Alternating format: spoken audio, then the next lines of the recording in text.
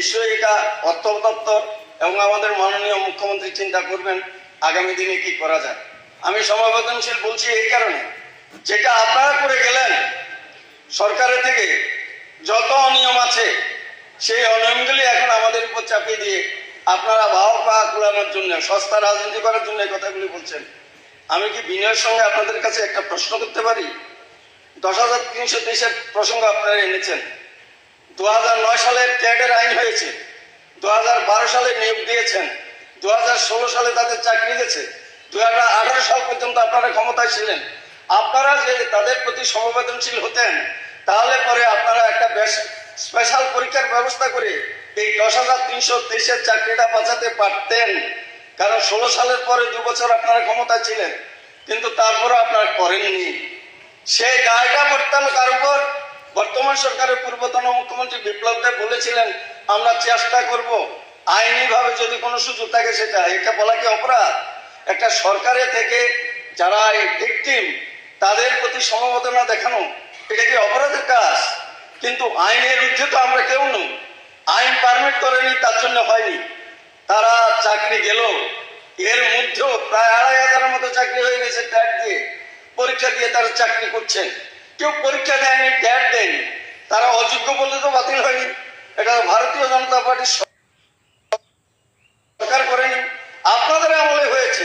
কোথায় ছিল তখন আপনাদের সেই কর্মচারীদের প্রতি এই দরদটা? আমি বিনয়ের সঙ্গে কি আরেকটা প্রশ্ন করতে পারি? যারা তৎকালীন সময়ে যারা লিডার ছিলেন, নেতা ছিলেন, যারা হোলডামার ছিলেন, তাদের একজনের বউরও তো চাকরি যায়নি। তারা তো চাকরি চেয়েছিল, তারা চায়নি শিক্ষা। তারা আমাদের ঘরে আমাদের অভাব আছে, চাকরির দরকার আছে, কেন আপনারা সেই আইনটাকে বিজ্ঞানগ্রস্ত দেখিয়ে তাদের চাকরি দিলেন? 58টা ছেলে বলেছিল আমাদেরকে চাকরি দিন, আপনারা তাদেরকে দেননি বলে তাদের মধ্যে কেউ কোর্টে গেছে, সেই কোর্টে যাওয়ার ফলে তাদের চাকরি গেছে। আপনাদের কত বড় অহংকার!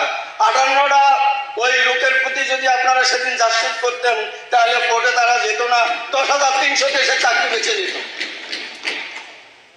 আমি কেন বলছি আপনাদের বোধোদয় হয়েছে? আমি ছোট্ট দুটো ঘটনার উল্লেখ করব।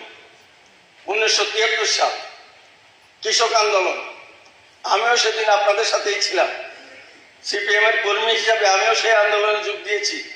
সে আন্দোলন যাওয়ার পরে 4 দিনের জন্য জেলে গেছি। দাবিটা কি ছিল? দাবিটা ছিল কৃষকের ধান প্রক্রিয়ার মাধ্যমে কিনে নিতে হবে, রেশন শপের মাধ্যমে 14টা নিত্য প্রয়োজনীয় জিনিসপত্র দিতে হবে। বলুন তো, 78 সালে আপনারা ক্ষমতায় এসছেন, 1 কেজি ধান কিনেছেন, যেটা স্লোগান দিয়েছিলেন, যার জন্য ত্রিপুরা রাজ্যের অনেক মানুষ জেলে গেছে, তার মধ্যে আমি একজন। আপনারা করেছেন রেশন শপের মাধ্যমে, স্লোগান দিয়েছেন, মানুষকে রাস্তায় নামিয়েছেন, তৎকালীন সময় কংগ্রেসের বিরুদ্ধে আন্দোলন করেছেন, কিন্তু আপনারা সরকারে যখন এলেন করেছেন কি?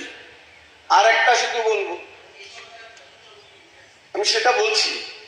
আরেকটা ঘটনা বলছি। 1974 সাল ছাত্র আইন অমান্য আন্দোলন ত্রিপুরা রাজ্যে, সেদিন আমিও এই আগরতলার প্রাইভেট চৌমনির সামনে লাঠিপেটা হয়ে আমি জেলে গিয়েছিলাম। 13 দিন জেলে ছিলাম, জেলে থেকে পার্ট 1 পরীক্ষা দিয়েছি। সেই স্লোগানগুলি আপনারা যখন 78 সালে ক্ষমতায় এলেন, 78 থেকে 98 পর্যন্ত, 2018 সাল পর্যন্ত ক্ষমতায় ছিলেন, একদিনের জন্য আপনারা মনে করেছেন যে কত লোক সেদিন লাঠিপেটা হয়েছে, কত লোক জেলে গেছেন, আর সেই রক্তের বিনিময়ে আপনারা ক্ষমতায় এসেছিলেন। ক্ষমতায় এসে যে স্লোগানগুলি আপনারা দিয়েছেন, সেই স্লোগানগুলি বাস্তবায়িত করেছেন। সুতরাং আজকে যখন ভারতীয় জনতা পার্টির সরকার 2018 সালে এই রাজ্যের ক্ষমতায় আসীন হয়, একবার কল্পনা করে দেখুন তো, রেশন শপে চিনি, ডাল থেকে শুরু করে এখন অনেক কিছু পাওয়া যায় এবং তাদেরকে স্বাধীনতা দেওয়া হয়েছে। বাজার থেকে কম মূল্যে যদি তোমরা দিতে পারো, সমস্ত রকম জিনিস তোমরা এখন রেশন শপের মাধ্যমে দিতে পারবে। কোনো আন্দোলন তো করতে হয়নি। 1982 সাল, প্রসঙ্গক্রমে বলছি, যদিও এটা আমার এই সাবজেক্টের সাথে রিলেটেড না। 1982 সাল আমরা 82 জন আমাদের তৎকালীন আপনার মুখ্যমন্ত্রী মানিক সরকারের নেতৃত্বে দিল্লি গিয়েছি, ভোট ক্লাবে ধর্ণা দিয়েছি। কেন? ত্রিপুরা যে সাবরুম পর্যন্ত রেল চাই। রেল এসে কি আমরা আনতে পেরেছি? লড়াই করে চাই, কিন্তু দেখা গেছে এখন কয়দিন আন্দোলন করা হয়েছে, আগরতলা রেল স্টেশন থেকে 24টার মতো রেল যায়, সাবরুম পর্যন্ত রেল চলে যায়, নতুন করে আরো কিছু হয় আপনারা সবাই জানেন, এটা আমার বলার অপেক্ষা রাখেন।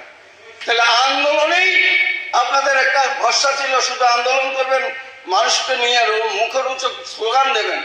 আজকে আপনি যে কথাটা বলছেন, ভারতীয় জনতা পার্টির দ্বারা পরিচালিত সরকার, তার সমবেদনা প্রত্যেকটা মানুষের প্রতি আছে বলে একটা একটা করে সবগুলি সমস্যার সমাধানের জন্য চেষ্টা করছেন।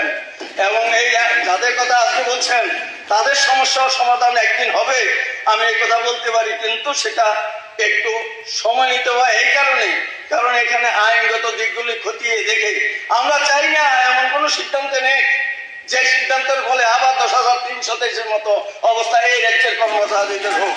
সুতরাং তার জন্যে একটু সময় নিতে হয়, একটু সবুর করতে হবে, সবুরের মেয়াও করে। সুতরাং আমি বেশি কথা বলতে চাই না এই কারণ পুরনো ঘটনাগুলি এখনো আমার মনে প্রতিনিয়ত দগ্ধ করে জ্বলছে। কারণ সেদিন একটা স্লোগান দিয়েছিলাম, বাড়িঘর দেখিনি, বলেছিলাম ভুলতে পারি বাপের নাম, ভুলবো না ভিয়েতনাম। আর এটা বলেই আমাদের ত্রিপুরা রাজ্যের কি সর্বনাশ হয়েছে বলুন, কল্পনা করে দেখুন। কাকরাবন বিধানসভা এই ভারতীয় জনতা পার্টির সরকারটা আসার পর একবার আমি বিনীতভাবে আপনাদের কাছে অনুরোধ করবো, চলুন দেখে আসুন উন্নয়ন কাকে বলে, ডেভেলপমেন্ট কাকে বলে, বিকাশ কাকে বলে। একটা কর্মচারীও তো আমাদের সময়ে সেখানে নেই। কাকরাবন বিধানসভাটা সিপিআইএম এর হাতুড়ি করছিল, বিরোধীরা চাকরি পায়নি, তারাই চাকরি পেয়েছে, তারাই সব কিছু, তারাই বাইরে আছে। সুতরাং এখন যে চাকরি হচ্ছে সেই চাকরিতে কোন রকম সিপিআইএম, কংগ্রেস, বিজেপি, অন্য দল বাঁচা হয় কি? ট্যাডের মাধ্যমে চাকরি দিচ্ছে। আমার বাড়ির সামনে দেখা গেছে সে হার্ডকোর সিপিআইএম, তার ঘরে চাকরি চলে গেছে। বুকে হাত দিয়ে বলুন তো, ওই সময় যাদেরকে চাকরি দিয়েছেন আপনারা, কোন বিরোধীরা চাকরির সুযোগ পেয়েছিল কি? সুযোগ পায়নি। সুতরাং আপনারা করেননি বলে আমরা করবো না এটা নয়, এটা হচ্ছে ভারতীয় জনতা পার্টির সরকার সবার জন্যই দ্বার উন্মুক্ত। ট্রান্সফারের সিদ্ধান্ত নিয়েছেন, আগামী দিনে হবে। আমি দেখুন, আমারও বোধোদয় হয়েছে 1992 সালে 10ই অক্টোবর সাংবাদিক সম্মেলন করে ওই দলটা ছেড়ে বাড়িতে বসেছিলাম। নরেন্দ্র মোদীজির আদর্শ অনুপ্রাণিত হয়ে ওনার সিদ্ধান্তগুলি আমাকে অনুপ্রাণিত করেছে। 25 বছর বাড়িতে বসে থাকার পরেও 2017 সালের 15ই জুন